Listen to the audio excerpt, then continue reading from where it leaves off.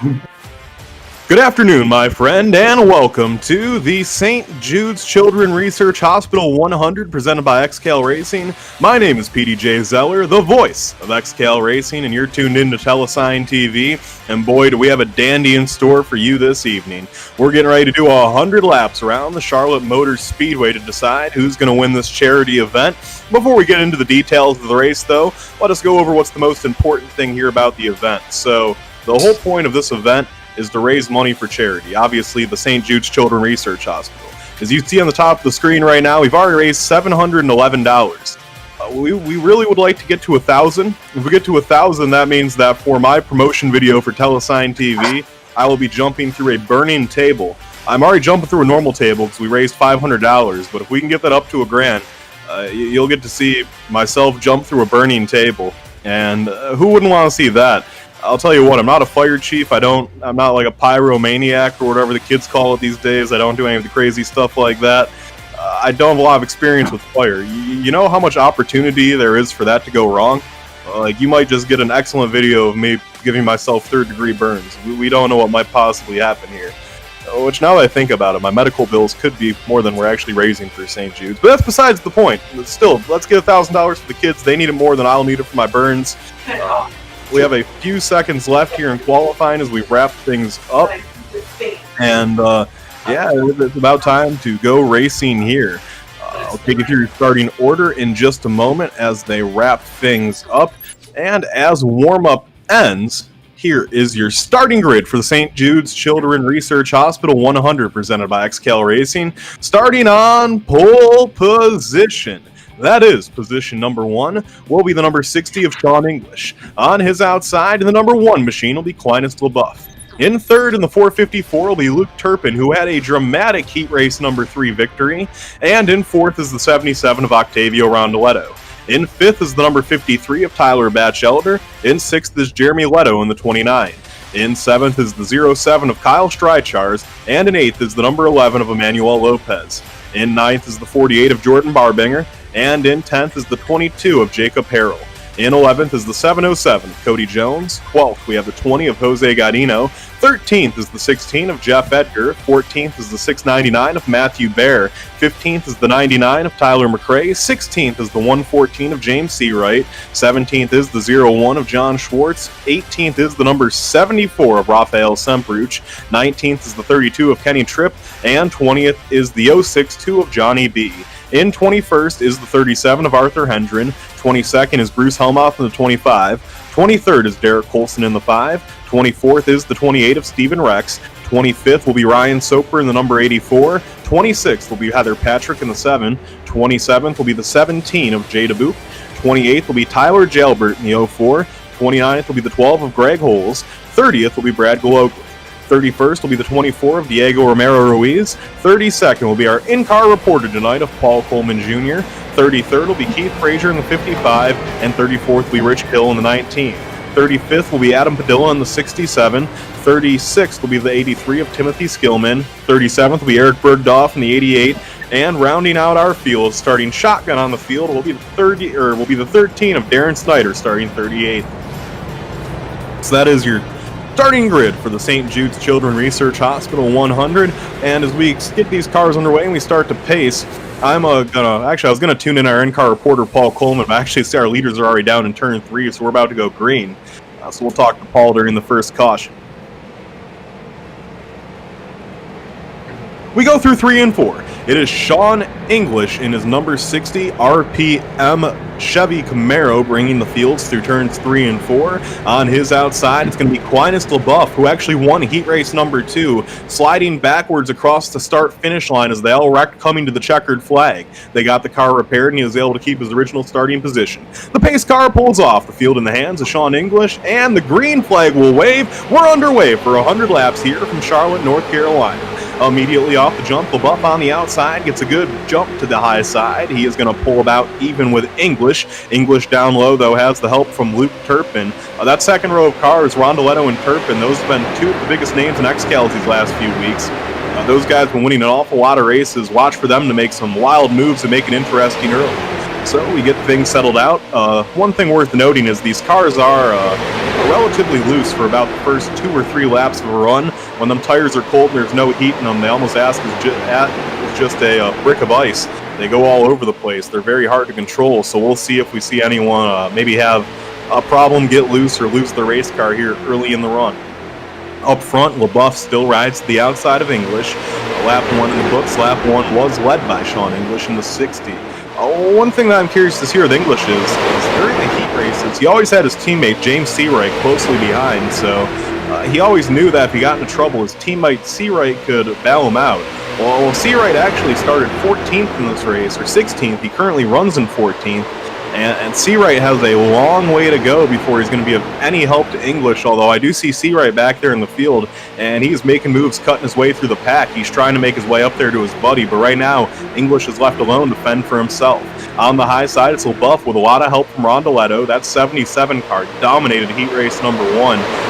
Probably the most dominant heat race we saw. That 77 never was contested in this heat race as he continues to get help. And we have a car dropping off down the backstretch. That's Tyler Batchelder, who is running in 5th. Maybe just strategy. I think he wants to get back with his teammates, so he's going to let everyone go by. His teammates do currently run near the rear of the field. So we'll keep a note on that, see what happens there. Back up front, though, Aquinas LaBeouf is making a charge to the outside now. He has a lot of help from Rondoletto. Turpin has yet to get to the bumper of the 60 car. All the momentum in the outside line's favor right now. Just those two on the high side. You have to go a few rows back to find the 11 of Emmanuel Lopez before you find another car on the outside line. And now Rondoletto drops down low, and that's going to leave LaBeouf all by himself. So LaBeouf left to fend for himself out here as he's going to race to the high side of our leader, English. Good job so far by Aquinas. Aquinas just doing a good job keeping that car up there. Is James C right now. Talked about him a moment ago. He actually works on the bumper of Emmanuel Lopez, and Seawright, it appears, has worked his way into the top 10. He runs 8th currently. He makes it 3 wide now. He's going to make Lopez go to the 3rd groove. Seawright drives to the outside of Kyle Streichars, and that 114 of James Seawright has been making all the right moves here early on in this one. He has powered his way to the front, and he is working his way to the front of this field. He wants to help his buddy Sean English. Now to the outside, we have the 1 car of LaBeouf.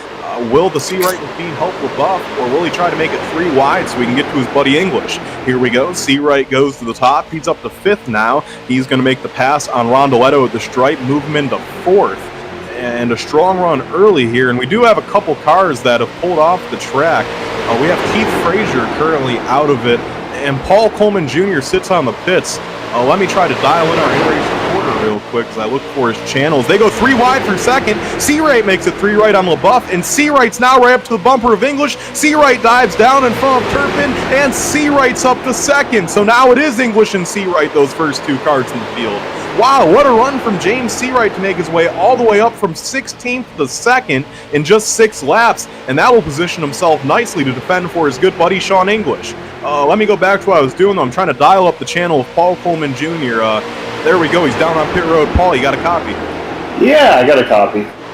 Paul, what happened? Why is the 66 on pit road? You might want to go back and replay there. I kind of did a barrel roll down the backstretch. The 04 got loose, ran into Tyler Jalbert, I believe it was. Or no, Batchelor. Ran into Batchelor, spun, and then I kind of just flipped on my lid. So I got about 39 minutes of repair, so I might, in a couple minutes there, kind of climb upside and kind of see the race from your vantage point, because my car may not be ready for quite a while. Well, tell you what, Paul, come up in the broadcast booth with me, help me call this race. I'll give you a minute to walk over there and grab your complimentary water. I'll throw it to you in a minute. Hopefully you're up here by then. All right, sounds fantastic. Yeah, I'll let my pit crew do the work, then they call me to make a couple more laps at the end. But yeah, I'll join you in a minute. All right, so Paul's going to start walking his way up to the broadcast booth. I was looking forward to watching Paul race, but you know what they say, it is what it is. So cars that are off the track from that accident include Paul Coleman, Keith Frazier, Tyler Jalbert, and Kenny Tripp. They're all off the racetrack and currently out of the running. So currently we still have 33 cars in the lead lap, 33 cars still in contention.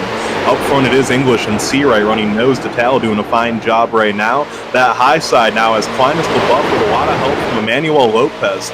Lopez, kind of the wild card here. We don't know a whole lot about him. Or excuse me, that's not Lopez. That is, I believe, the 22 of Jacob Harrell. That is Jacob Harrell that is pushing the LaBeouf machine. Now he dives down low, and he is going to make his way under Emmanuel Lopez for third. So first time we've seen a Lopez or Harrell in an XCAL race. This is both those guys' debut. They're trying to shake it up with English and Seawright. Let's see how it goes up here at the front of the pack. Looking how things going, nothing too exciting so far. Really, it's going to be hard to get by Seawright and English.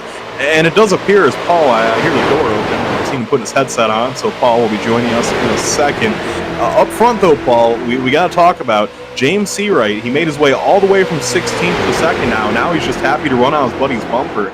I mean, what a run there for him to know that he needed to get to the front to help his good friend Sean English maintain the lead. I can't believe he got up there that quick. Absolutely, Petey. That has to be very impressive. I'm just taking advantage of the technology here up in the booth. Take a look at my own wreck here to see what happened to what knocked me out of the race. But yeah, let me take a look at this for a second, and then I'll get some more comments. All right. Well, Paul is going to take a look at his accident once again. He was in this race. He's joining us late in the booth, so that is why he's doing that. We're back up front, though. It's Emmanuel Lopez with help from Aquinas LaBeouf now on the high side. Really nothing doing, though. It seems like that outside line, as long as Seawright's just pushing right on the bumper of the 60 of English, that high line hasn't really been able to make much of a charge. Lopez now will make a charge to the outside. Good run. He is dead even with Seawright for second. LaBeouf all over his back bumper trying to give him a hand. Looks like the top five are kind of in their own little zip code right now, and then in that second pack we have Luke Turpin, Cody Jones, Octavio Rondoletto, Kyle Streichars, and several others. Top five, though, do have I'd say about 3 or 4 tenths between them and the rest of the field. Another big mover worth noting so far in this race, as this time by we come around to the flag stand. I'll wait to say it till we get here so I can get an official running position. But as we come by the flag stand this time by, it is actually going to be Ryan Soper all the way up to 13th after starting 25th. So a good run early on as we're on lap 13 of 100 here. Soper doing a good job making his way through the pack. Up front now, it's all single file. The top five have all pulled in a line. That makes the first car on the outside the 707 of Cody Jones. Streichars is giving him a lot of help, and then Babinger in the 48 is the third car in line up there. Rafael Semperuch is the only other car currently running that high side that's in drafting distance.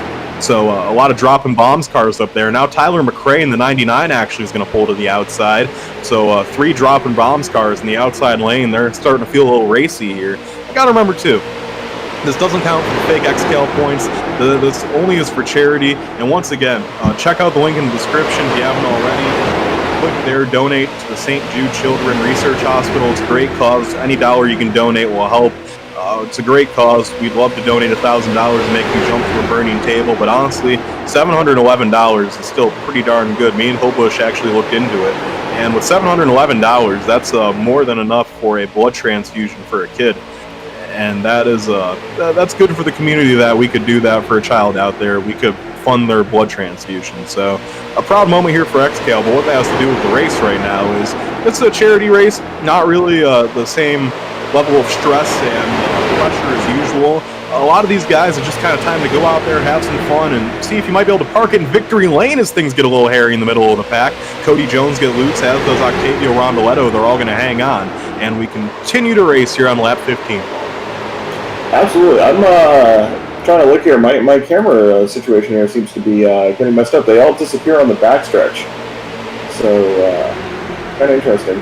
But I found a really good camera shot out of turn 1 here, looking at Bruce Helmuth.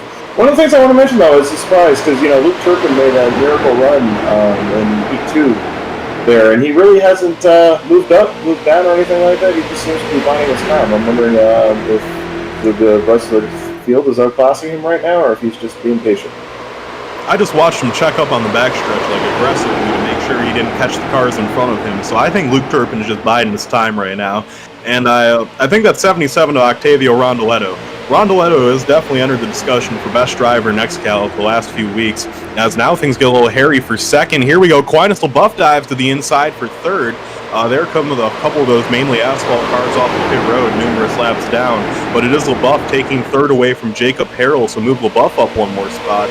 What I was about to say about Rondoletto, though, is he's quickly become one of the best drivers in this league, in the conversation for it for sure. I think for Rondoletto, almost, him riding behind Luke Turpin right now, This is a style of racing that Rondoletto, even though he won his heat race, this might be his one that he's most familiar with and isn't the best at. Whereas Turpin, we see Turpin have some of his most signature moments on these restrictor plate tracks. So I think for Rondoletto, as he becomes one of the best drivers in the league and gets more and more into that conversation, Paul, for him this is a learning moment, looking at what Turpin does, realizing that, hey, this guy, when we're only a fifth of the way through the race, he's checking up aggressively, making sure he's not racing too hard with anyone else. And I think there's a lot to be learned here for a guy who aspires to be just as good as the 454. Well, absolutely, and I think he's back there in sixth. Those top four, kind of squirrely or whatnot, a little unpredictable. So just like my situation where it's like a big super speedway. One thing happens, and the next second you find yourself on your lid flipping 20 times. So I think it's probably a smart move there by Turpin to kind of be at the tail end of that lead pack. We go side by side for the lead. It's LaBeouf on the outside with help from the Herald 22. On the inside, it's still Seawright and English. They go side by side for the top spot, this time by the flag stand. We will be 1/5 of the way through the race, 20 laps in the books. Still no cautions yet. I knock on our wooden desk up here in the broadcast booth to make sure I don't jinx that. Looks like the 45 is going to pull in the line, though. Excuse me, the 22 will pull in the line in front of Emmanuel Lopez and leave LaBeouf out to dry. The next car on the outside line is the 07 of Kyle Streichar. We'll see if Streichar can make his way up there. One of the big storylines here, though, Paul, as we get closer to 2021, is XCAL free agency.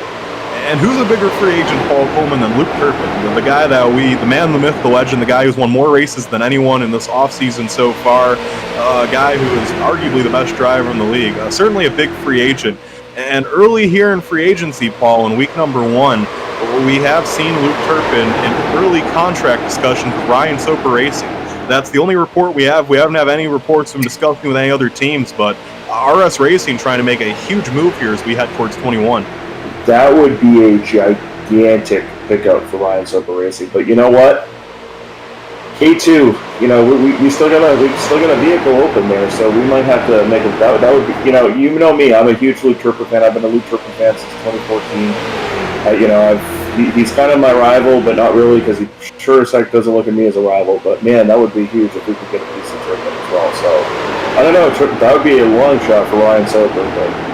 It would be, but early on, he's the only team in contract discussions with him, and maybe everyone just kind of thought, like, this guy's too good, he won't want to sign with my team, and Soper was the only one to stick his head out there, and, history favors the bold, Paul. That's exactly, I assumed he already had a team. I assumed that, there'd be some discussion and we're just waiting for a press release. I didn't realize that he was actively marketing himself. If that's the case, I might, like I said, expect a contract in the mail next week. Well, we will have to see. Up front, though, the battle for the lead does continue to bear on. It's that one car of Clinus LaBeouf in the outside lane making a move right now. He is trying to hang tough for second with Seawright, just no help whatsoever. Still 33 cars in the lead lap. These leaders are actually about to come up on their first lap car of Jay Dubuque. Dubuque in 33rd runs all by himself, so things could get a little hairy there. As Cody Jones in the 707 now makes a look to the outside. He might want to get up there and help Clinus LaBeouf out a little bit. No, Ryan Soper gets loose. He's going to get out of the groove way in the back, and Soper will lose a handful of spots there, so tough break for Soper. Up front, though, it's Clinus LaBeouf continuing to try to find a way around Seawright and Sean English. And Paul, it is so hard to pass a car on the inside at Charlotte in general, but when that car on the inside has his best friend as Dubuque actually comes down pit road. But when a guy like Sean English has his best friend James Seawright riding on his bumper, and Seawright's just obviously going to keep pushing his bumper and not peeking out whatsoever, it's so hard to get by those two. The level of comfort the guys on the inside have knowing that the guy behind you is not going to make a move, it's just going to be hard to break them up.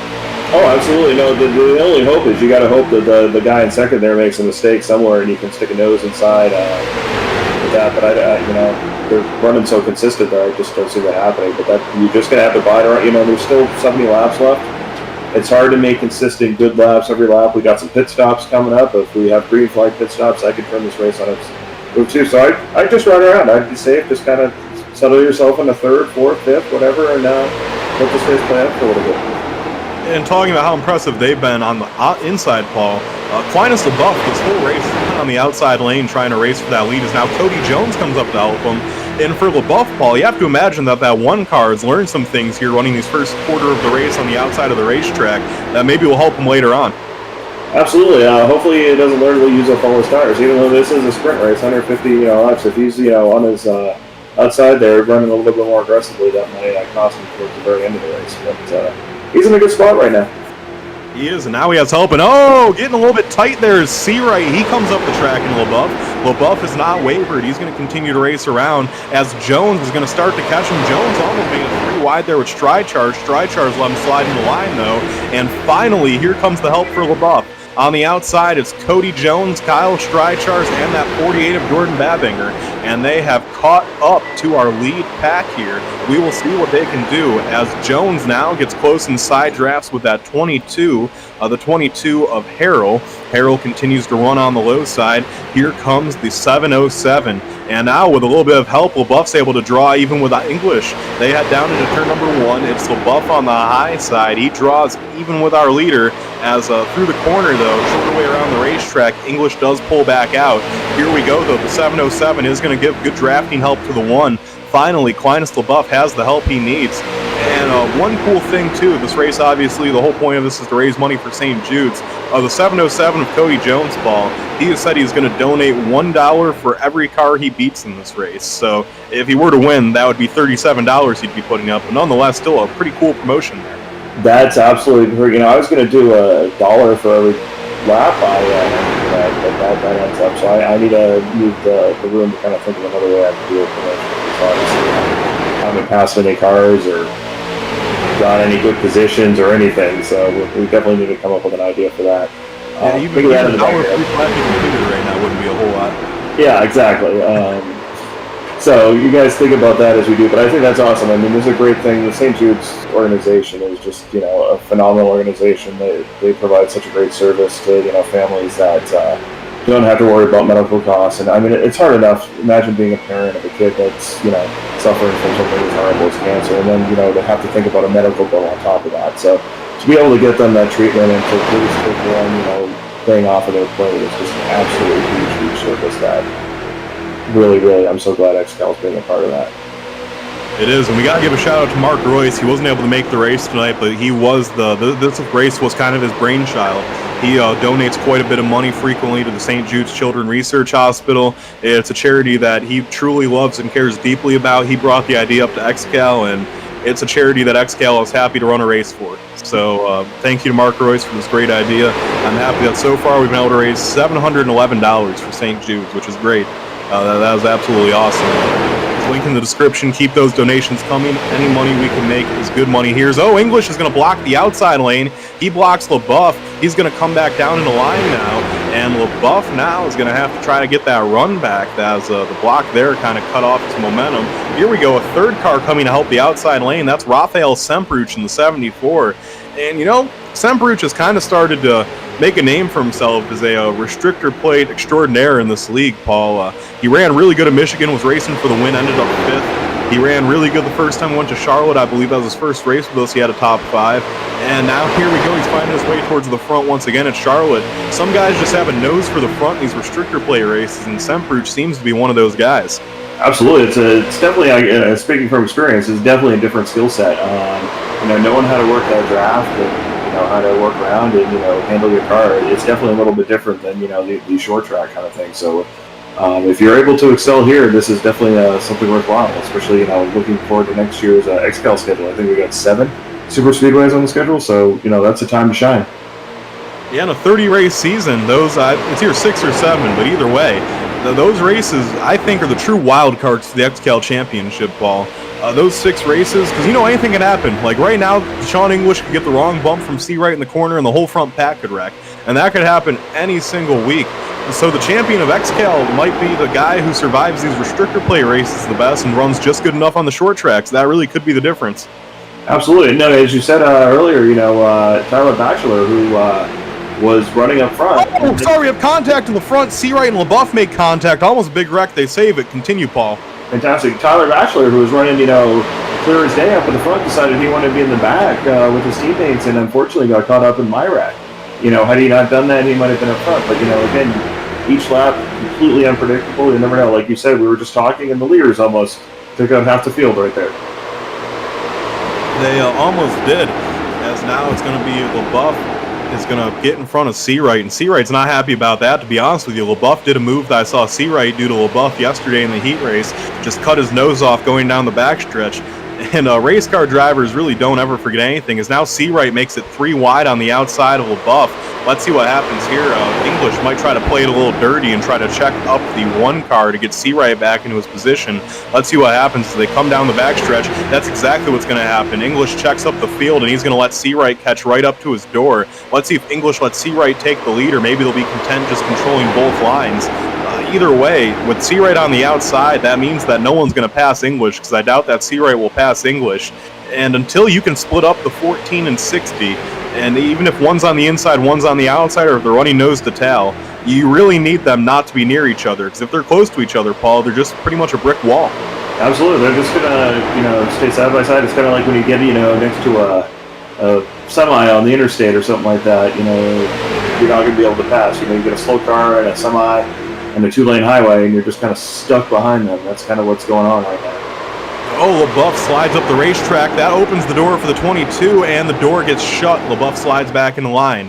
A tight moment here as this racing's really picking up front. And Paul, sometimes you can just see the writing on the wall. And if I were I do see Luke Turpin actually checking up big time now to get away from this lead pack. I think he's seeing the same thing I'm seeing. I think we're getting close to something happening up here up front then. Absolutely. No, Turpin's got a big nose, as we mentioned before. He knows these super speedways, and he knows to back out, and it's about what I'm sniffing right now. If I was in that pack, I'd be doing the same thing. By the way, I really want to give a shout out to Raphael Semperuch, Space-Ski, and they're running the Romeo Guest Construction. That's a local North Carolina construction agency who actually helped give Carl Long his start in motorsports for sponsorship. So really, really good deal to see them hanging out, sponsoring here at XCAL. All right, here come the leaders around the lap. Kenny Tripp. Now, remember, Kenny Tripp and his team did have issues with Sean English in the heat race yesterday. He will not adhere way. He's going to make them go high. He gets them all out of the groove now, as everyone's going to have to go around the high side to get around Kenny Tripp. Contact is made between the 22 and the 707, as now they are 3 wide. That kind of really messes up Semperuch, as Semperuch gets a lane higher than he would like to be. Tripp not getting out of the way, and this is going to be problems here. Tripp gets loose, he hangs on to it, and Tripp is going to split up the lead pack there. So it actually was the lap car of Kenny Tripp that's going to make things calm down, because everyone had to go in weird lanes to miss him. That's going to slow the entire field down, Paul, as they're now all single file and spread out. Yeah, that's one of the challenges here, is being able to navigate some loud traffic. I like to see Tripp get loose in front of people, and then my screen went black. Keep it going. All right, well, we're 3 wide now as more guys go around Tripp. It's going to be Diego Romero-Ruiz getting into the wall. He hangs on to it. Up front, though, it's Seawright and English, with James Seawright leading. I never mentioned the change for the lead, but Sean English did check up the inside line to let Seawright pull in. So Seawright is your leader. English now runs second, and now Clinus LaBeouf dealt the impossible task again, trying to split those two up. And what makes it even more hard is that there's not many cars left in the lead pack. That whole checkup with Kenny Tripp kind of got the field separated, and now there's just about 5 or 6 cars in the lead pack, and it looks like the 22 has no interest in helping LaBeouf. He jumps to the outside, so Clinus LaBeouf on a mission by himself right now, as up front, the 5th place car is Raphael Semperuch, 6th is Cody Jones, and that's a little whiles back to Kyle Streichars, Jordan Babinger, and Octavio Rondoletto in that 2nd pack. And things really spread out right now. Up front, though, the battle for 3rd is heating up. And how about a good XCAL debut so far? Jacob Harrell gets into Clinus LaBeouf. Clinus LaBeouf saves it. A heck of a save there on the high side. Just as I was about to compliment Jacob Harrell for a great XCAL debut, he almost takes out Clinus LaBeouf. PD with the announcer's curse once again. If you had that on your bingo card, take a shot. Great run, though. Even with that, and a great save by Clinus LaBeouf. I mean, that had me on the edge of my seat there. And it did. Unfortunately, Clinus really didn't lose that many spots. And what that did, Paul, is now the line of cars is so strung out that I think they're all going to get enough draft to get connected again, and we should have about a 10 or 15 car pack up front. Right now, though, it is all Seawright and Sean English up front, scooting away from the field. Then it's going to be that Harrell 22 in 3rd, followed closely behind by Raphael Semperuch up to 4th now. Cody Jones in 5th, and Clinus LaBeouf finds himself back in 6th, as we are 2/5 of the way through this race. And I'm not sure what kind of fuel window we have, Paul. I don't know if XCAL gave the drivers a full fuel tank. Oh, we got spinnings. Oh, spins. Caution is out. Caution flies on the racetrack. What happened there, Paul? I didn't see it. I missed the car numbers because they started spinning and then they just went to focus on my car again. So I missed exactly the spot. Oh, I see it now, Paul. It was Jose Godino in the 20 car. So we'll get the replay up for you in a moment, and then we'll go through what happened there. Looks like he was racing with the 11 of Emmanuel Lopez. And the replay is up, and as you see, coming off turn 4, Emmanuel Lopez just kind of came up the racetrack a little bit into the 20 of Jose Godino. Those two cars spun out, they both saved it, and honestly, that one probably really didn't even warrant a caution, but I think that we ran the first 40 laps under green, and race control was kind of thinking, you know what, let's get these guys bunched up again. This is a fun charity race. Absolutely. I think cautions are good, especially my pit crew told me I got about 20 minutes before my car is ready to go again, so more laps run under yellow, I might actually be able to complete a couple laps here to be able to donate to the kids for charity. Hey, that would be certainly good to see. So as we get things all ready to go here, is I don't know if everyone's going to have to come down pit road or not. That's the big deal, Paul. But we still sit here, and at this stage in the race, still 31 of the 37 cars that took the green flag are on the lead lap. So really everyone's still in contention. Yeah, XCAL. I was going to say, XCAL did give a full 22 gallons fuel there, so they will have to do one pit stop, but I think if they come down here now, they might be good to the end. All right, so we will see if they... yeah, it does look like everyone's going to come down pit road, so you were right, Paul. Everyone's going to come off, get those cars filled with gas, and they'll be good to go to the end. Should be no issue, so this probably will be the one and only pit stop of the race for most of these guys, barring damage. And while we do that, I'm going to try to pull in a new in-race reporter since Paul Coleman has obviously up here in the broadcast booth with me now. We might as well get a fresh face up here for a in-car reporter. And I'm miking up now looking for Cody Jones. Cody Jones in the 707. It's PDJ Zeller up in the broadcast. Got a copy? I do. I gotcha. All right, well, Cody, you're coming down pit road for your likely only stop of this race. But so far for you, a good run. You've been running up near the top 5. The car's looking strong. Tell us, what have you learned here in the first 40 laps of this race? Man, the top, surprisingly, there's something there. And I was petrified to use it in the heat race because I just wanted that transfer spot. But I found something on the top. And I think if we get a couple of guys on the top, we might be able to just maybe even start pulling a gap. I mean, it's unlikely, but got to try something if you want to win here. One thing I've noticed, too, is the teammates, the 114 of James Seawright and the 60 of Sean English, they've been really hard to get by. They've been running nose to tail and just running so clean and smooth it's been impossible for anyone on the outside to clear them. What do you think it's going to take to split those two cars up to give everyone else a chance? I think it might take a mistake. I mean, I also want to get off pit road at some point. I have no idea why it's taking so long, but I think someone has to make a mistake or someone has to surprise them and get them to screw up. All right, Cody. Well, I'll let you get back with your team and focus on the race. Thank you for joining us, and hopefully we're talking to you in victory lane later. Hopefully you're going through a flaming table at some point, but yeah, I hope to see you in victory lane. I think we're all rooting for Peter to go through a flaming table. I think we all are too, Paul. All right, well, with that being said, me and Paul are going to take a 30-second time out to catch our breath, so please stay tuned. 30-second time out for station identification.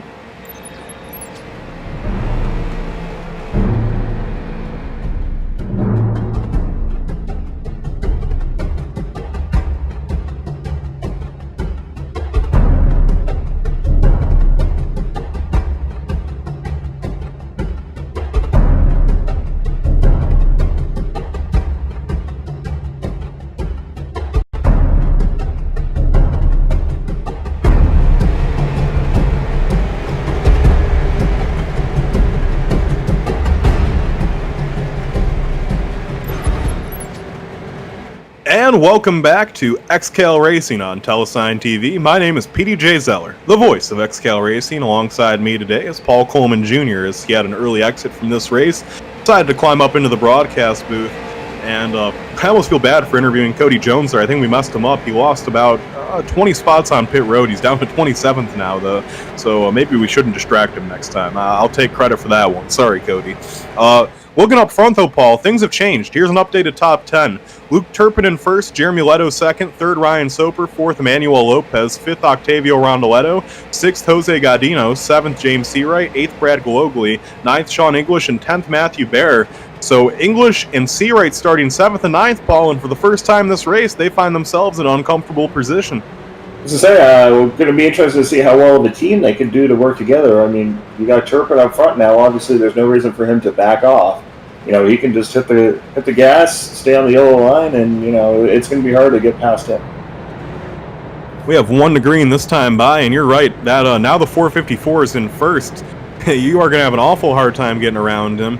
Jeremy Leto on the outside, though. That's another one of those restrictor plate aficionados, Paul. He's really good at these type of tracks, and I'll be curious to see what Leto can do now as we see him up front for the first time this race. Absolutely. No, if he can get in there and maybe, you know, tuck in behind Turpin, learn a thing too, rattle his cage a little bit, you never know. I also want to give a shout out. We were talking earlier in the pre-race about Brad Gillily? Gogoli. Me pronouncing names as a teacher. You know, he started back there with me in 30th, and he's all the way up to a top 10. You don't really, you know, like I said, hear his name called too often, but that's give him an attaboy there for running top 10. Yeah, Glogly doing a good job making his way through the field. I kind of got cheat code on his name, Paul. The only reason I know how to pronounce that is because that was my aunt's deceased husband's last name. So I got a cheat code on that one. The iRacing Ford Mustang makes the hard left-hand turn. Field in the hands of Luke Turpin. They come down to the restart zone, and the green flag's in the air. We're down and away, and it's Turpin on the inside with a good jump. Boleto does hang tough on the outside, and here comes Ryan Soper up in third. He's going to pull right up on the bumper of Turpin. And I'll be curious to see what we see Soper do here as James Seawright makes it 3 wide going down into turn 1, wasting no time trying to get back to the front. English didn't get the jump that Seawright did. Seawright, though, now already back up to 5th. English, you know, is going to be shortly behind him in a moment, as now it's Seawright following behind Jeremy Leto on the high side. Seawright looking for that hole to make it 3 wide. It's just not there yet. Now it's there. Seawright makes it 3 wide. He goes to the middle with Leto, and Seawright down low trying to make a move as Glogly gets loose. They almost wreck. Someone wrecks off 4. That's Timothy Skillman. Does he hang on? Skillman is going to wreck. Not enough to draw a caution, so good news there. Back up front, though, it is going to be that... Oh, there's a big wreck. Caution should fly, as quite a few cars just wrecked mid-pack. No caution will fly, however, Paul. Yeah, we got... What do we got? We got the 25 was involved. Cody Jones and the 707's in it. Tyler McRae, or the 24 is around. We got the 01, we got the 99, the 7 was in it. Pretty big. A lot of contenders. A lot of contenders. Now the whole field spread out. I'm really surprised that did not draw a caution flag. That was about 10 cars that were running up in the lead pack.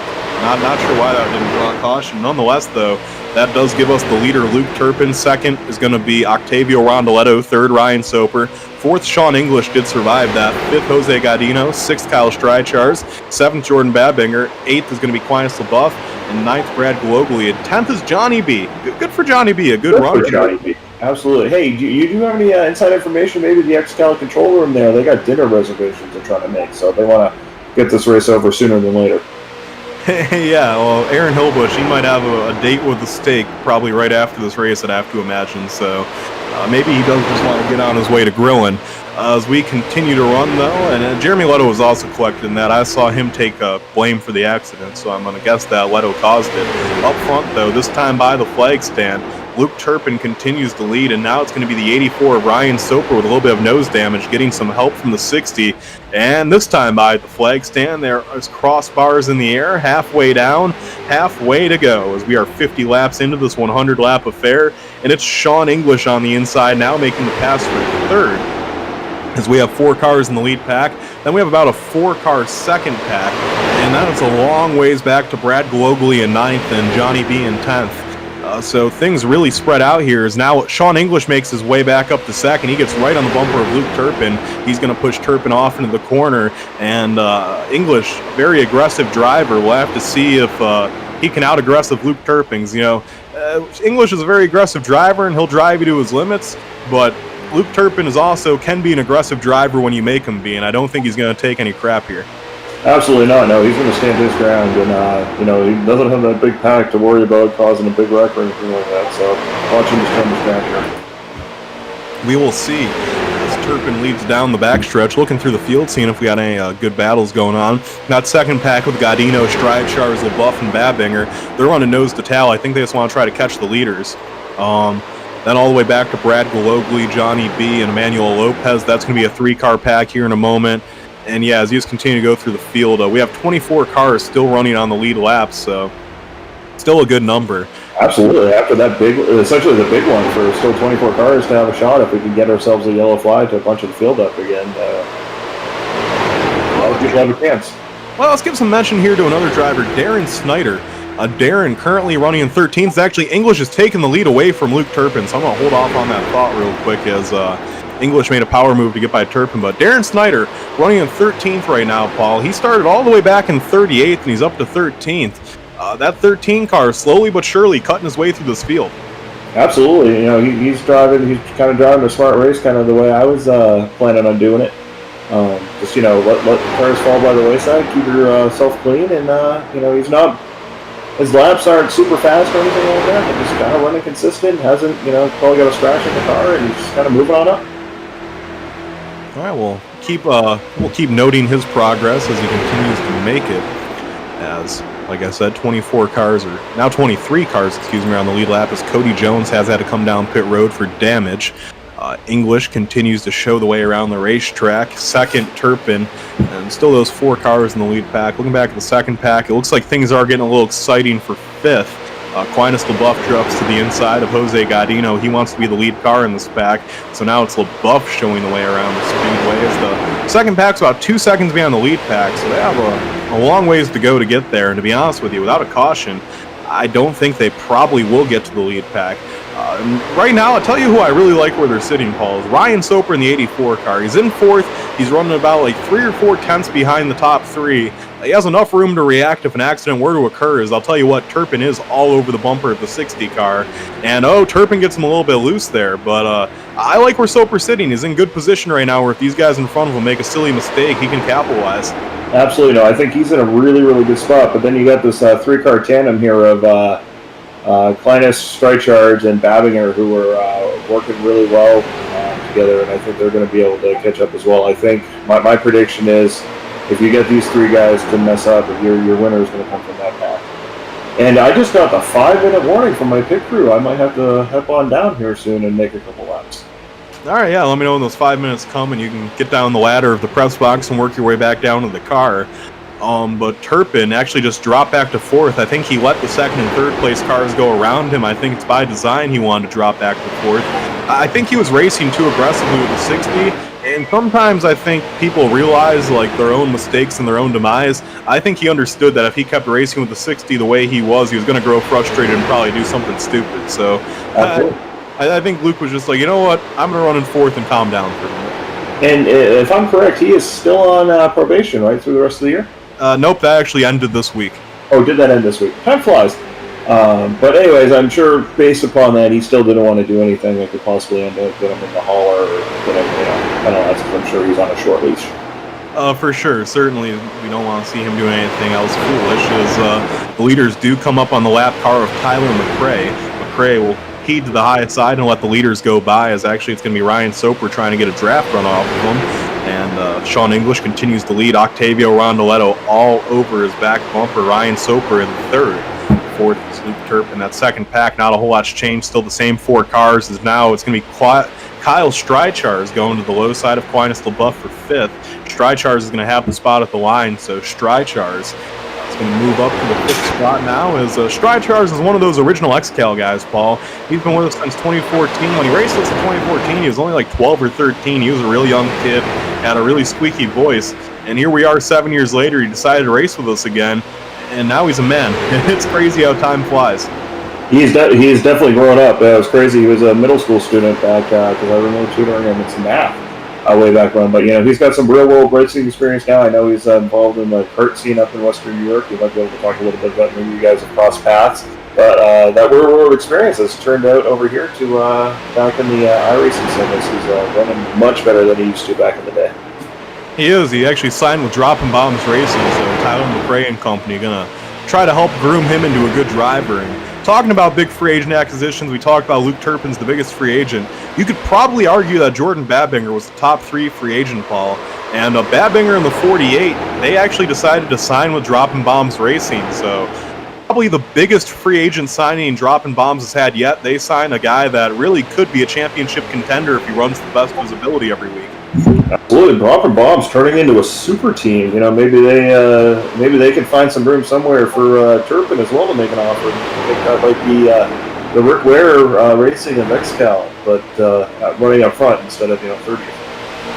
Oh, caution will fly on the racetrack, Paul. And Paul, I imagine your car is probably done, so if you want to walk on back to your car, probably by the time this yellow's over. I think they said about 3 minutes, so they're on me with the little text message. So we're gonna see if we can make some laps for the kids here.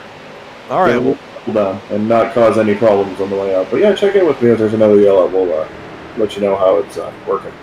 All right, so Paul is going to check back into his race car. Thank you, Paul, for joining us while you could. I did not see where the caution was. I don't believe it was on my screen. So hopefully Tanner has found it, and you guys will see the replay momentarily. But up front, it is going to be Sean English. Kind of a caution this race needed. Things had gotten dry there for a little while as the field really started to spread out. And yeah, it's good to see that we're all going to be back on top of each other once again here. We're 60 laps into the book, so we are making our way through this race, 3/5 of the way through it, as I don't think you'll see everyone come down pit road again. I doubt it. I think the pits are open this time by, so if anyone did want to pit, they do have the option to come in. I'll see if anyone does, and if nobody does, I think we might have to get a another in-car reporter, as now the 60 car will come down pit road. 77 of Rondello is going to stay out. Ryan Soper also comes down pit road. And it's just going to be those first and third place cars, English and Soper. The rest of the field is going to stay out. No one else comes into the pits. So a move there that doesn't really pay off. The next car that came down was 16th place Tyler Batchelder. So we still have 22 cars running on the lead lap. So bold call there. We'll see what happens. And actually, Luke Turpin has actually made his displeasure known with the 60 car. He had his spotter go tell the 60 car spotter, Luke Turpin, that is, his spotter told Sean English spotter, quote, "I had half the mind to turn you for being a wanker. It's 50 to go." So clearly not too happy there is Luke Turpin. We're going to try to dial up another in-car reporter. Let me see who's still in here and on the lead lap, if we can dial him up real quick. I believe Tyler Batchelder is still on the lead lap, so we're going to pull Tyler Batchelder up here. All right, Tyler Batchelder, it's PD up in the broadcast booth. You got a copy? Yeah, I got a copy. All right, Tyler. Well, so far for you in this race, you've been running pretty clean on the lead lap. You started 5th. You're running 18th right now. Still a lot of race left to go. We're going to get a restart, about 35 laps to go. So for you, what's the mindset? What's the strategy here for these last 35 laps? Try to stay clean and work my way back up through, I guess. All right, and Tyler, is there anything you've learned from maybe these first 63 laps that you think you'll be able to use late in the going? Anything you maybe have noticed or anything going on? Yeah, you just got to watch out going through that dog leg, especially on the outside. They like to put you in the wall. All right, well, thank you for joining me, and we will hopefully be talking to you in Victory Lane later on, my friend. All right, thanks, hopefully. All right, that was Tyler Batchelder, driver of the number 53, mainly asphalt machine. I put him back in there with his team. So I actually do have an update that we had a issue where race control actually had a complete issue where they were not able to get into the race control booth, and that's why there wasn't a caution for that huge wreck. So a tough-ish incident there, as unfortunately that big wreck didn't have a caution thrown because race control was just not around to throw it because they had some technical difficulties. So we run under caution, and we're going to take a 30-second timeout for station identification. Don't go anywhere. We'll be right back in 30 seconds with the top 10.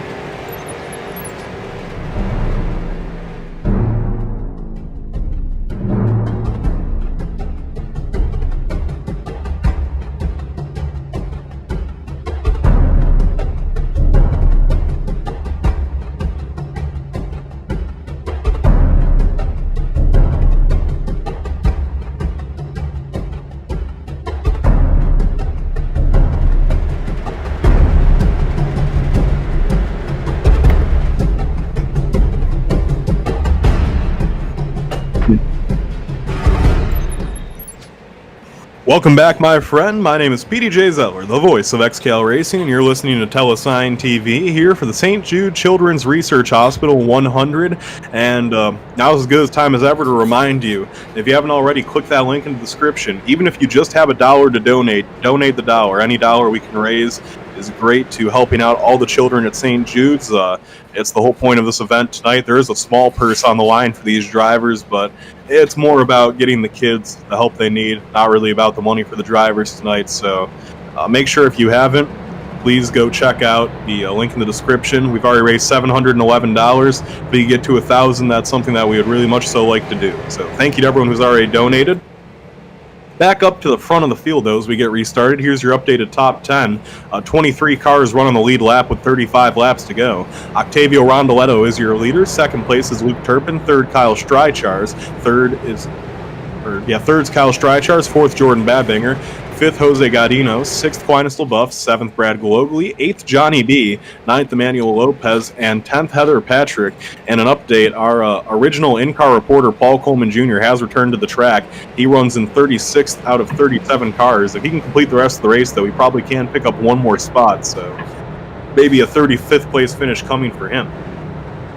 When we get back up to the front of the field, though, Octavio Rondoletto brings the field off of turn number 4. The iRacing Ford Mustang makes that hard left-hand turn. Field in the hands of the 77. Here they come into the restart zone, and the green flag waves. We're down and away, and it's Luke Turpin on the high side, actually, with the jump there on the start. Turpin draws even with the 77 now as they head down into the second leg of the dog leg, and here they go into turn number 1. Rondoletto has the nose ahead on the inside. Turpin tries to hang with him. Streichars in third, just trying to pick which lane he wants to go to. And actually, this reminds me a lot of heat race number 1. Heat race number 1, the whole heat race was Rondoletto having Kyle Streichars ride right on his bumper. And that's probably going to be a lot of this end of the race, too. Streichars pretty much pushed the 77 to victory lane in heat race 1. We'll see what Streichars has here as he continues to run right on the bumper of the 77. Up front, they battle for second. The 454 battling with Streichars now for the second spot. Streichars down low on the racetrack. That 07 just trying to maintain his position. Turpin now draws even with him, and Turpin will inch ahead a little bit. The 77 of Rondoletto continues to hold things down on the inside. Rondoletto, if he showed us one thing in heat race number 1, it's that he is capable of running that inside line for as long as he needs to. And actually, the heats were 35 laps in distance. We got a restart with 35 laps to go, so perfect here for Rondoletto as he's done this once before. Don't forget, we are going to have a competition caution with 10 laps to go. That is because we raised $500. That was part of the deal. If we raised $500, we would have a competition caution with 10 laps to go, and we will have a competition caution with 10 laps to go unless we're already under caution for something else. Then obviously we wouldn't. So cool there. There will be at least one more caution in this race.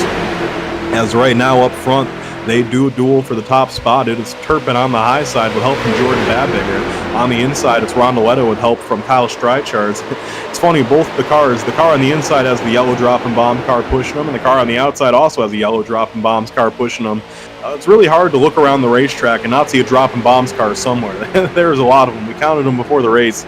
There was 9 drop and bombs cars that took the green flag in this one. And I don't even know if they're at full forces yet. I can't remember who exactly, but I feel like they were missing something. So dropping bombs, certainly a team that has a lot of influence on these races. When you have that many cars on the racetrack, you're going to make sure that you get your thoughts felt.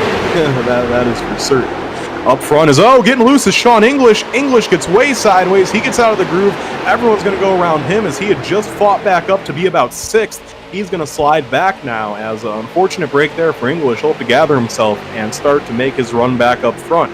Speaking of making the run back up front, Aquinas LaBeouf now back into the 6th spot as he had been running a little bit back in the field for a while, but he's worked his way back up there with those 8 cars. Looking around the track, good battle still going on for the lead.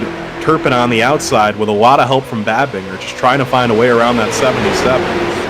They battle really close side draft there between the 454 and 07. The 07 just trying to hold his car down there on the low side. He will. Turpin, however, got that good side draft, and off the corner, Turpin with a great run. He's going to draw up now with the 77 of Rondoletto. Rondoletto getting all the help in the world from stride charge, but it wasn't even enough there as Turpin had a heck of a run off the 4. They are dead even for the lead in turns 1 and 2. Turpin draws as close to the door of the 77 as he can, and off the corner once again, it's that 454 on the high side with a big run of steam. He has the nose ahead now of the 77 as they come down the backstretch. Jordan Badbinger giving him all the help he can and more as Sean English now has caught up to the 4 car of Brad Gologly. Gologly with a nice run 6th right now, though he gets moved out of the groove by English. English moves him up the racetrack, makes it 3 wide. English now looks to make it 3 wide on Badbinger, and he will stick his nose in a hole that's not there. And English will have to just bide his time as, we have a car getting loose. It's Quiet Still Buff. He is going to hang on. And Gologly puts Sean English into the wall. Caution will fly, and Brad Gologly turns Sean English. Caution is out as a big wreck ensues in the back of the field now. Gologly gets his car caught up in the fence, and he just, I don't know if he meant to do that or not, but he turned right down into the quarter panel of Sean English and took him out. And caution will fly as Gologly got collected in that. I saw Tim Skillman in that. Darren, replay is up. Darren Snyder unfortunately got a piece of that. As you guys see the replay, Gologly just clipped him right in the corner panel there. Jeff Edgar got a piece of that, and caution will fly in this race once again, as quite a few cars got some pretty hefty damage in that. And that one right there, there were a lot of guys not happy with that 60 car. I have a feeling there were a lot of drivers putting their fists up in the air in celebration after that one. And I'm not trying to talk bad about a driver by any means or say this, that, or the other about someone, but I just know that there probably are a lot of drivers that celebrated that accident right there, whether for better or for worse. So we now up front, we still have the 77 of Octavio Rondoletto. Second's going to be Luke Turpin. Let's see if any of them come down pit road. They will not. Third's going to be Badbinger. 4th, Strychars. 5th, Godino. 6th, Harrell. 7th, LaBeouf. 8th, Heather Patrick. 9th, Greg Holes. And 10th, Emmanuel Lopez. Looks like nobody's going to come down pit road for the most part. First car come down pit road was John Schwartz in the 01. Schwartz in the 01, actually. That car hardly has a scratch on it looking at that car. The front is just caved in a little bit. Haven't said Schwartz a lot today. But as we get he actually missed his pit stall. As we get towards the end of this race, I'm going to see if I can pull someone up here for an interview. And actually, yeah, let's pull in Sean English after the accident, make sure he's okay. And we're down here at the infield care center with Sean English after that accident. Sean, a tough accident there. You had a good run going all night long. Unfortunately, ends early. First and foremost, are you doing okay? And second off, what happened from your perspective? Yeah, man, I think we're suffering tragic brain surgery after that one. But, I mean, it looks like he just tried to pinch me a little bit and just went a little bit too low, hooked me in the right rear. It was just hard racing. I was trying to get back up to the front. He just wasn't very happy with it. But we'll be back next week for him. All right, Sean, before I let you go catch up with your team, you got any crew or sponsors you'd like to give a shout out to? Big shout out to James. I know he got caught up in a wreck earlier in the race. Somebody just smacked the wall and came down and killed him, but me and him, we were working really well together before both of us got taken out. All right, well, that was Sean English, driver of the number 60 car, as we caught word with him. And when we come back from this break, I'll catch word with Paul Coleman again, but for now, we're going to take a 30-second timeout for station identification. Don't go anywhere. You're listening to XCAL Racing on Telesign TV.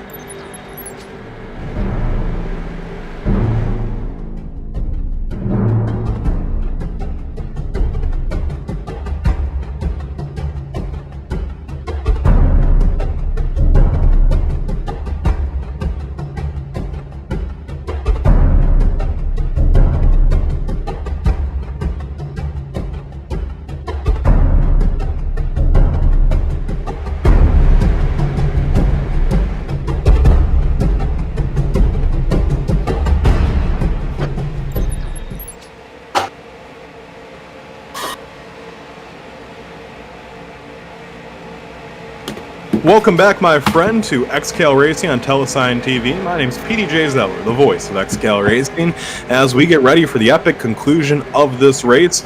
We will see one more caution at least, as there will be a competition yellow with 10 laps to go. Let's dial up Paul Coleman Jr. real quick. Paul, you're back out there on the racetrack. How's the car feeling? Does it feel any different than it did before?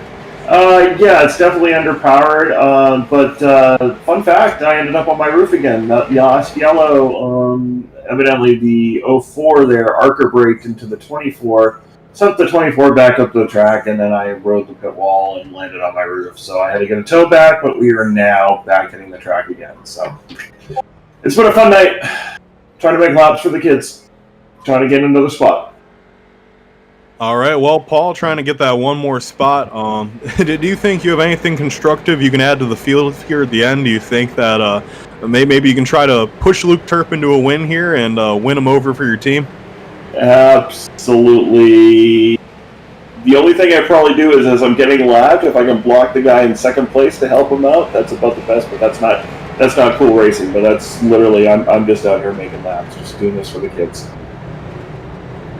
All right, well, that's Paul Coleman Jr., our in-car reporter. As we get ready to get things back underway, we're going to get a restart with 24 laps to go. Don't forget, there will be a competition yellow with 10 laps to go. If you haven't already, click the link in the description. We're raising money for St. Jude's tonight. Any dollar you can donate will help, so please go right ahead and donate if possible for you.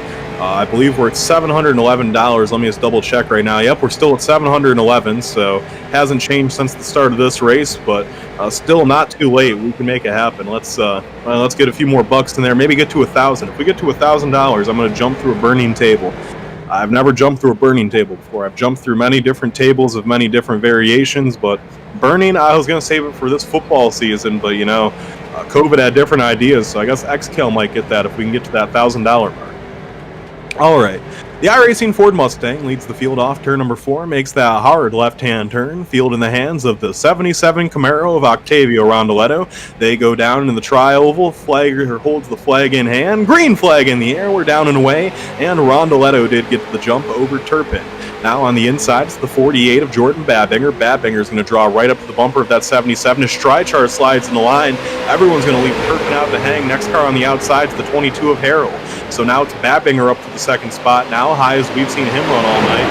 And Babinger's going to make his charge for the front. Keep an eye on the field, making sure that we didn't have any more incidents. I see a lot of chatter going on right now, but it appears as though we're still clean, mean, and green. Didn't see any accidents out of the corner of my eye, so we'll stay up front. Turpin on the high side now, races hard with Babinger. He's trying to take the second spot back as they come off the corner. Second spot is Turpin's, as he's going to now challenge Octavio Rondoletto for the top spot. It's that 454 on the high side with no help whatsoever. The 22 car of Harrell is that next car on the outside lane, but he runs quite a ways back, so no immediate help for Luke Turpin. He's just making it happen on his own right now. Everyone's pretty much single file throughout the field. It's just Turpin and the 22 of Harrell on the outside lane. Everyone else runs down low, although Harrell now draws even with Strichars for the fourth spot, so Harrell making his run back to the front. What an XCAL debut it's been for Harrell. What an XCAL debut it would be if he could park it in victory lane. The last time we ran a 100-lap race at Charlotte in an exhibition event, as Turpin and the 77 make contact, it was won by a guy making his debut. You know who that guy was? Luke Turpin. Luke Turpin won the 100 likes race on Facebook in Charlotte in 2014. Last time we ran a 100-lap race in Charlotte. It was his first ever XCAL race. Tonight in a 100-lap exhibition race, it is Jacob Harrell's first ever race. What a story it would be if he could park that thing in victory lane.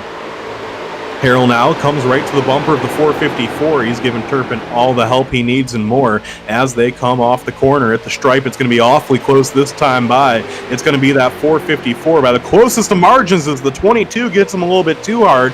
Turpin's going to hang on though. Turpin has the position right now on the 77. He's a little bit ahead right now as they go through 1 and 2. 22 car draws right back up to his bumpers. They come off the corner. The 22 gives him a heck of a shove going down the backstretch. And Luke Turpin might have found his dancing partner in Jacob Harrell. Sometimes you find your friends in the strangest places. And right now, Jacob Harrell is a friend in a strange place for Luke Turpin. Here they come off the corner. No, Turpin gets into the wall. Turpin gets into the wall. He's going to get out of the way. He hangs on to it, and caution won't fly. It was just a one-car incident. This time by 20 laps to go, but Turpin drops like a rock to the back of the field. Unless he can pull off another immaculate run to the front, it's probably the end of his race. We go back up front, and now the battle's between Harrell and the 77 for the top spot. And now that Turpin has dropped out of this pack, everyone's starting to scatter around a little bit. Everyone knows that opened things up to the front of the field. Here we go, things get loose. The 48 of Badfinger gets sideways. Aquinas LaBeouf gets into the wall. That's going to allow Greg Holes to move up to fourth, and oh, now they're going to wreck. They all save it somehow. And no, they don't. Jose Godino goes around. Caution will fly as the entire field pretty much wrecked right there. We'll see what happened. Actually, Steven Rex somehow saved that car. I don't know how he did that. But it was the 20 of Jose Godino that went around as caution will fly. Also getting collected in that was Emmanuel Lopez. John Schwartz got a piece of that late in the going. Was mostly a one-car accident, though, with Godino. So we'll get the replay up for you in a moment and show you what happened there. As the replay is up, and yeah, coming off the corner, Steve Rex got into the 20, spun, and then Rex just came right down into Tyler Batchelder and spun right back in front of Lopez, and that is what drew the caution in this race. So I doubt we'll see anyone pit here, but what this does, it will allow Luke Turpin a chance to get caught back up with the field. He currently runs in 15th right now, and actually, if this is something I would like to talk with our in-car reporter about, we dial up Paul Coleman. Okay, Paul Coleman, PD, open the booth. You got a copy? Yeah, absolutely. Well, Paul, I want to talk to you about your race, but unfortunately, your race isn't very exciting right now, the way it has gone. No. We're just going in circles right now. Like I said, making laps for the kids. We're only what are we? How many laps are we away from? Hang on. Oh, I'm only 6 laps away from 35th. That'll be exciting. Well, Paul, as some of the cars come down pit road, including Luke Turpin, Luke Turpin actually got involved in a separate accident while racing for the lead. He got put into the wall and got some pretty heavy contact.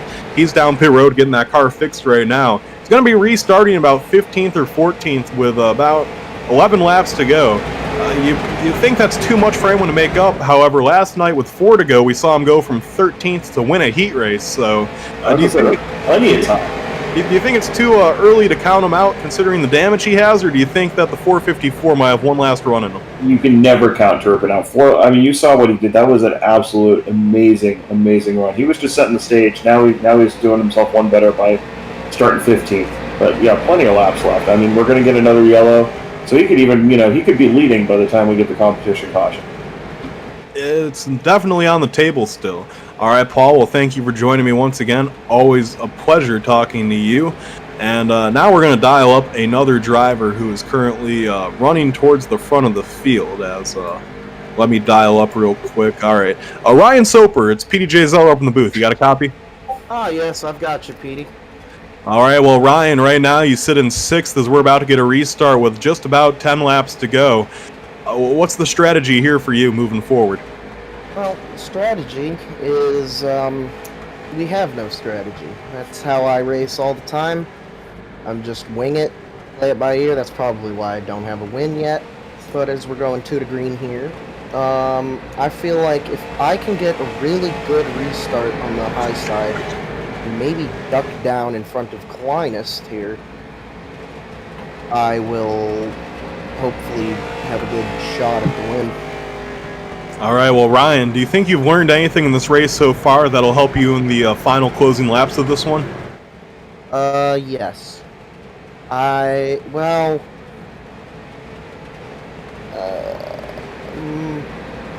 say just like, yeah, I think I would, or I think I do, but I also don't at the same time, if you get what I mean. All right, well, that was Ryan Soper in the 84 car. Hopefully we're talking to you in Victory Lane a little bit later. A man of very few words whenever we pull him up into the broadcast booth. So as we continue to pace around the speedway, we're going to get in a restart with 15 laps to go, which means we will have a caution like 5 laps after we get restarted. So there's going to be a competition caution with 10 laps to go. Still 19 cars run on the lead lap. Here's your running order. First place, Octavio Rondoletto. Second, Jacob Harrell. Third, Jordan Babinger. Fourth, Greg Holes. Fifth, Kyle Streichar. Sixth, Ryan Soper. Seventh, Aquinas LaBeouf. Eighth, Tyler Batchelder. Ninth, Johnny B. 10th, Emmanuel Lopez. 11th, Heather Patrick. 12th, Arthur Hendren. 13th, Stephen Rex. 14th, Jeff Edgar. 15th, Bruce Helmuth. 16th, Tyler McRae. 17th, John Schwartz. 18th, Luke Turpin. And 19th, Jose Gadino. So, as we get ready, they double them up one lap to reach that green this time by. This will certainly not be the last restart of the race. There will be a competition caution just in 5 laps. So, almost for these guys, it's almost like, well, there's going to be a caution in 5 laps, they know. So maybe they just are racing for position now. It's almost one of those deals where it's like, you don't want to be in second when that caution comes out. You want to be in third. So you might see some guys trying really hard not to be the second place car when this thing flies. At the same time, though, if you're that car on the outside, you might catch a lucky break when the caution flies. You might have your nose ahead of the inside car and get the lead. So for Harrell, it's not one of those deals where he can just pull down low into third and just, bide his time. He might have a real shot to win the race with a move here. So the iRacing Ford Mustang brings the field through turns 3 and 4. It's that Octavio Rondoletto 77 leading the field on the low side. Rondoletto, winner of our last official race at Irwindale last time we ran. He's been on a hot streak lately, won his first heat race tonight. That 77 car looking to keep a heck of a hot streak alive. They come off turn 4. The iRacing Ford Mustang is going to make that hard left-hand turn. Field at the mercy of Rondoletto's. They come down to the restart stone. The starter holds the flag in hand and green flag in the air. They're down and away, and it's going to be that 77 of Octavio Rondoletto pulling the gap. Rondoletto on the inside now will pull ahead of the number 22 machine of Jacob Harrell. Harrell now will race for second with Jordan Babinger. Babinger now on the inside will get the bumper ahead. They come off the corner, and it's still Rondoletto showing the way around the racetrack. Rondoletto runs in first as off the corner. It's going to be Harrell on the outside. Harrell, that first car out there, that's Greg Holmes and Ryan Soper, the next 2 cars up top. So Soper trying to make that run back to the front as keep an eye on Luke Turpin. He is making a pass right now for 14th on Tyler McRae. And they're going to wreck. Greg Holmes goes around. A few cars are going to get collected in it, and caution will fly again here at the Charlotte Speedway. That should be the final caution of this race, as a mess of cars got collected, and I see Heather Patrick in it. Jeff Edgar collected. Caution flies as we get down to the end of this one. It's starting to get a little bit more of a race of attrition. And that all started, though, up front. We'll see what happened there.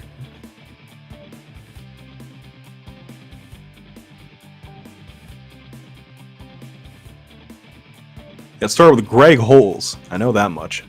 Actually, it started ahead of him. It started with Jacob Harrell. And the replay's up, and you see Harrell gets loose off the corner, and Greg Holes just comes up into him.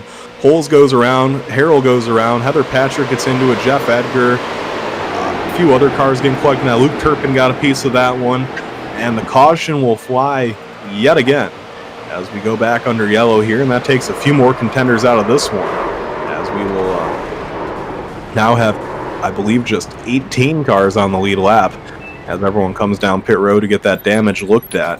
And that'll give me a chance to dial up another front runner here. Let me try to pull another driver in. And, all right, Clinus LaBeouf, it's PD up in the booth. You got a copy? 10-4. Well, Clinus, here we go. We're going to get a restart inside of 10 laps to go. You find yourself sitting in 4th. You won heat race number 4 yesterday in dramatic fashion. I've watched you all night long be running up on that high side, practicing how to make those moves up there. How do you feel about your chances with 10 to go in this one? I don't know whether to say very, very slim or very great, because the high side, you just have to be, it's a give or take. You have to be really lucky. I just haven't gotten those big runs like other people. Where I've found it is pass it on that inside, but most of the time people don't give and take, and you end up involving in a wreck. So just gonna get some points out of the night and end it like I did the 4th heat. And now Aquinas, last time we did run a restrictor plate race is that Michigan. It was you who parked the car in victory lane on that night. Here we are at Charlotte, another restrictor plate race starting up high again. Do you think there's any do you think any of that experience from those closing laps at Michigan will help you here? Yeah, definitely. Haul it. Let's send it. Send it time. I love it, class. All right, well, hopefully we're talking to you in victory lane later on. Best of luck, buddy. Yep, thank you. Clinus LaBeouf, driver of the number 1 car. And now that LaBeouf has returned to his team, that gives me a chance to dial up our in-race reporter again, Paul Coleman Jr. And at this point, Paul, I'm pretty much just asking you for your opinions about the end of this race. 17 cars on the lead lap. We're going to get a restart with just under 10 to go, so this will effectively be the competition caution. There will only be a caution if we end up with another wreck before 5 to go. Who do you like here at the end, Paul, in this one? Sentimental favorite's got to be Johnny B, man. Restarting 7th. That's pretty awesome for him. Rondoletto's strong. Strike charts. We were talking about him. Obviously, we just talked to Clinus, who's pretty good. Looking worse, Turpin. Turpin's still 15th. You know what, though? You can never count him out. But I'm gonna go with strike charts. That's gonna be my pick to win tonight. All right, so Paul's gonna go with strike charts. I'm going to go with Jordan Babinger. I'm going to say Babinger, after signing with Dropping Bombs Racing, makes his debut for the team in a great way by parking it in victory lane. So, we'll have to see. But Paul, before I let you go, how are things back there? Anything exciting to report up to the booth? No, not really. I've been kind of pinting. I've gotten another 7 minutes of damage from that roof incident earlier, so I was starting to overheat on that last run, but... No, guys in the back, or I guess just because I think everybody's got a messed up car, everybody's kind of being clean and nice and just riding around, at least in my neck of the woods. So we're just riding. Hey, 3 more laps to get another position, Paul. So I know, I'm excited about it, but I hope it's a good race up front, and I hope, like I said, hopefully I can not get lapped again. All right, well, we'll let Paul go as we get ready for the epic conclusion of this one here. A few just small things to take notes of at the end of this one. There is still one driver that has yet to obtain a single incident point. That's one driver with 0x. That is Kyle Streichars in 3rd place. The 07 has yet to get a single incident point this whole race. A very clean run for Streichars so far. We'll see if he can end it with victory lane. And we're going to get a restart with exactly 10 laps to go. Here's how XCAL rules work. There can be cautions up to 5 to go. However, if there is a caution with under 5 laps to go, or if there's a wreck with under 5 laps to go, there will be no caution. XCAL Racing does not throw cautions within 5 laps to go of an event. So that means there's only 5 laps for the potential of a caution. Then it's just all gloves off, boys have at 'em. Obviously, all the rules still apply, and penalties can be assessed after the race, so it's not like it's just a complete free-for-all, but certainly the end of the race, there's a certain level of hecticness that takes place.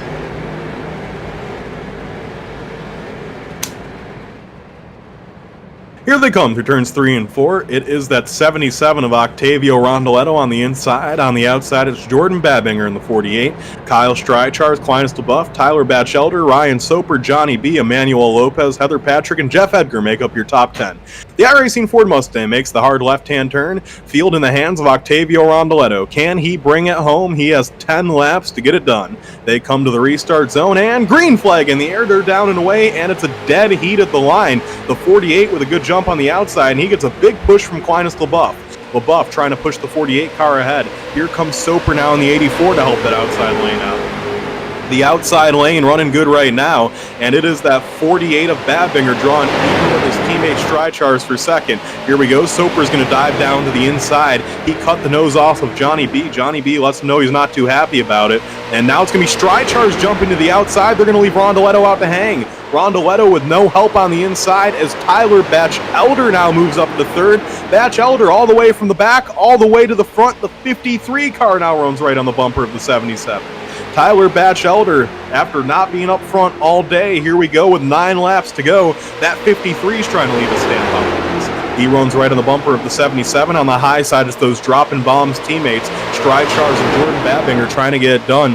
Don't forget another dropping bombs car. Johnny B runs shortly behind there. So Johnny B with help from Manuel Lopez, he might not be done yet. Then it's quite a ways back to the second pack with John Schwartz and Luke Turpin.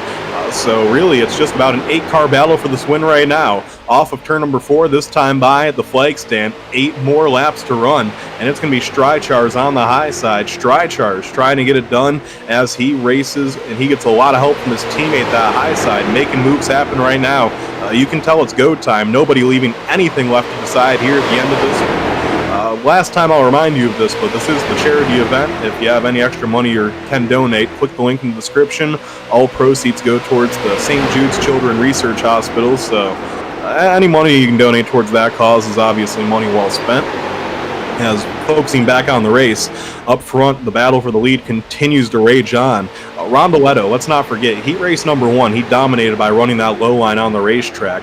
He had a lot of help from Kyle Streichars getting to victory lane in that one. Now he has Kyle Streichars on his outside, and that 07 wants to be the one to park it in victory lane this time. He doesn't want to finish second to Rondoletto once again. However, he's going to need to get a better run than that as, him and the 48 get loose off the corner. Tough going there for the number 07 as he draws even with the 53. They head down into turns 3 and 4, and that outside lane is kind of starting to run out of steam a little bit. Keep an eye on Johnny B and Emmanuel Lopez. Those two cars run a little bit behind the lead pack. I think they're just waiting to see if some sort of incident unfolds here.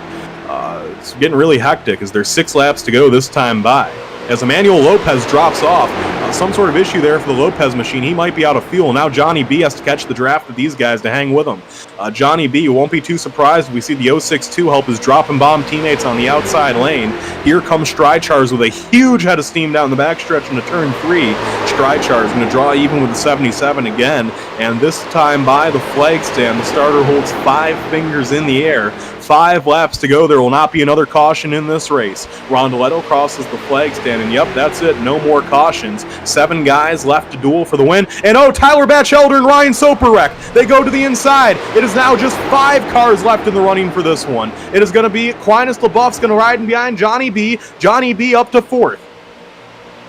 Johnny B now sits in the Catsburg seats. On the outside, here comes Streichars. Streichars with a huge run down the backstretch. Streichars clears the 77. He doesn't leave his teammate out to hang, though. Streichars continues to run on the high side. He gets loose. Babinger gets him sideways, and now Johnny B's going to pull up to the lead pack. This time by 4 laps to go, and that 062 is making a run now. Johnny B goes to the inside of his teammate Babinger now. He's going to pull right up to the 77 of Rondoletto.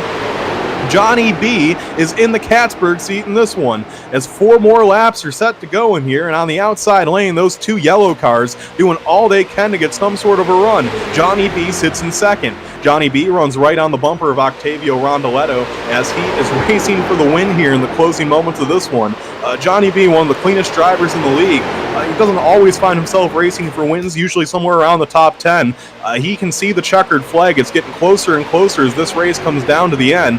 With 3 laps to go, the 062 is certainly in contention. Streichars led it that time by at the stripe by a mere 3/1000ths of a second. Streichars on the high side, Rondoletto down low. No help for Rondoletto. If that outside line could figure out what they were doing, I think they could pull off this pass.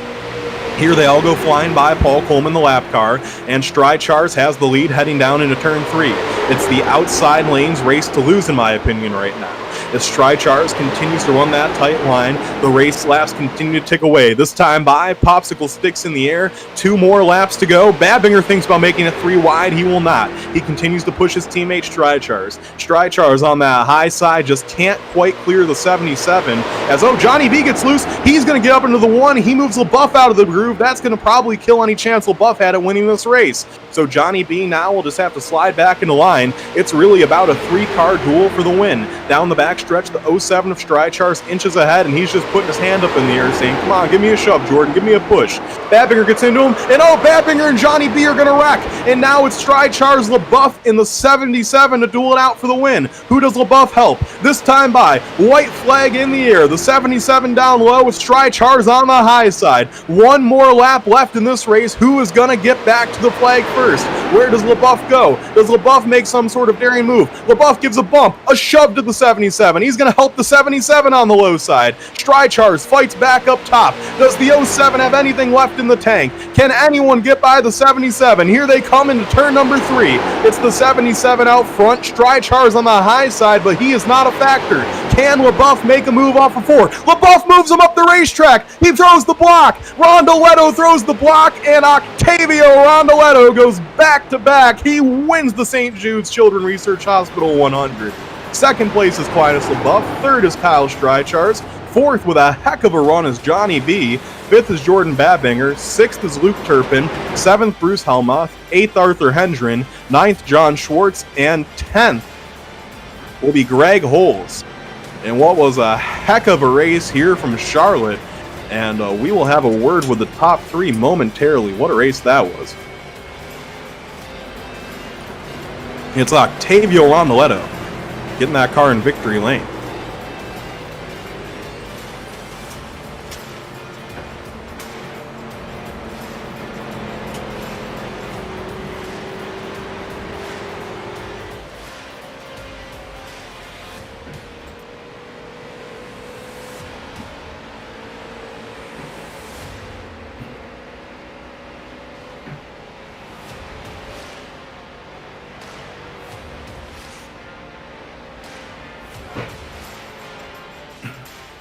All right. Well, we're going to pull in our first of the top 3 finishers into the channel, and down here on pit road with Aquinas LaBeouf. Aquinas, an awesome second place finish tonight for you. So tell me, heading to the white flag, there's only 3 cars left. You had to either go with the 77 or the 07. What made you decide to go to the low side rather than the high side? I knew that there was gonna be more of a run, and Octavio there on the bottom, he just had a little bit more speed. I thought I could sneak it there on that. I thought I could bump him in 4, you know, pull a little bump and run, sneak on the inside, have a good race to the finish, but just couldn't get it done. Proud with a second place finish, and you know, just doing it for the kids. Well, a good run for you. Do you think you had any shot to get a move on him off of turn number 4, or was it just kind of one of those deals where you were trapped? It was more of a mix between 2. I knew something could have been done, but if I would have done it, it wouldn't have been clean. All right. Well, Aquinas, before I let you go celebrate with your team and have a good time, who do you got to thank, sponsors, crew, and team, for a good run today? Gotta thank Tella TV, First and 15 Talk Show, St. Jude's Hospital for supporting those kids that, you know, have a very tough battle. All right. Well, thank you for joining us, Aquinas, and we will let you go celebrate with your team again. And now we are going to make our way down here to victory lane as we still are waiting on our second place finisher, so we'll get with Strychars in a moment. Actually, no, I did just walk by the Strychars car and saw him getting out, so I'm going to pull Strychars in now. And, well, here we are down on pit road with Kyle Strychars, a good third place finish tonight. And Kyle, tell me, what were you thinking there coming to the white flag? Obviously, your teammate Jordan Babinger got involved in an accident, kind of ruined the help you had. What was the game plan there once you knew you didn't have the 48 anymore? It's over. I finished.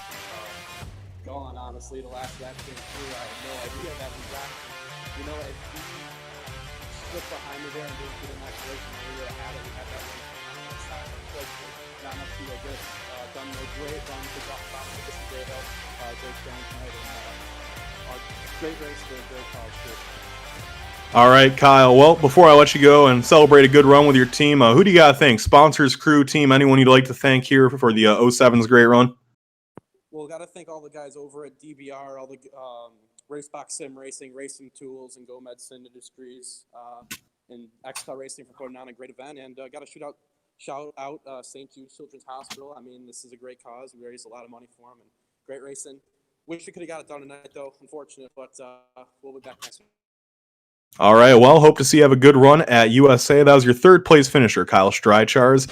And now we're going to pull down the man of the hour, Octavio Rondoletto, down here in victory lane. And Octavio, you won last time we were out at Irwindale, and then you came back here, picked up another victory, Octavio.